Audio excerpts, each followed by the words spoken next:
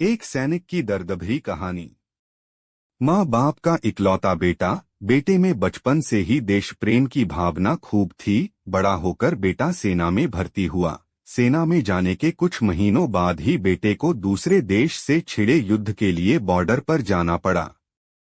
युद्ध पर जाने के कई दिनों तक और बाद में कुछ महीनों तक भी माँ बाप को बेटे की कोई तार फोन या खबर नहीं मिली। माँ बाप बेटे का इंतजार करते रहे और भगवान से प्रार्थना करते रहे कि उनके बेटे को सही सलामत घर वापस लाएं।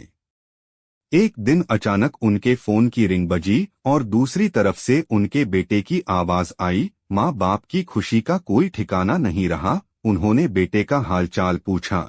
बेटे ने थोड़ी देर उनसे बात करने के बाद कहा कि वो उनसे किसी बात की इजाजत मांगना चाहता है। माँ बाप ने कहा, बोलो बेटा, क्या बात है। बेटे ने कहा कि वो घर वापस आ रहा है, लेकिन अपने एक दोस्त को भी साथ ला रहा है। माँ बाप ने कहा, हाँ हाँ, लेकर आओ उसे भी।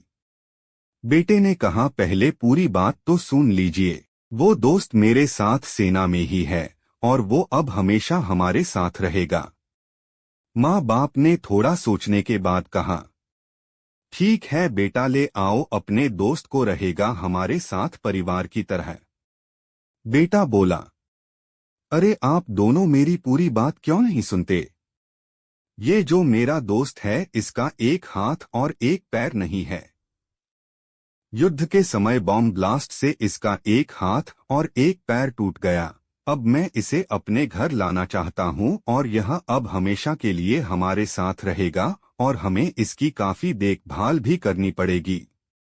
बेटे के यह शब्द सुनकर माँ बाप पूरी तरह से शांत हो गए। थोड़ी देर की शांति के बाद माँ बाप ने बेटे से कहा, अरे बेटा, क्यों झंझट मोल लेते हो। उस बेचारे को उसकी हालत पर छोड़ दो, वह एक बोझ से बढ़कर कुछ नहीं होगा। माँ बाप का कहना अभी पूरा भी नहीं हुआ था कि बेटे ने फोन कट कर दिया। माँ बाप इधर बेटे की राह देखते रहे। दिन बीते, हफ्ते बीते, कुछ महीने बीत गए, लेकिन ना बेटा आया ना बेटे की खबर। पर एक दिन उनके घर पर एक आर्मी का आदमी आया और उन्हें बताया कि उनके बेटे ने आत्महत्या कर ली है, इसलिए वह आकर उसकी लाश ले जाए।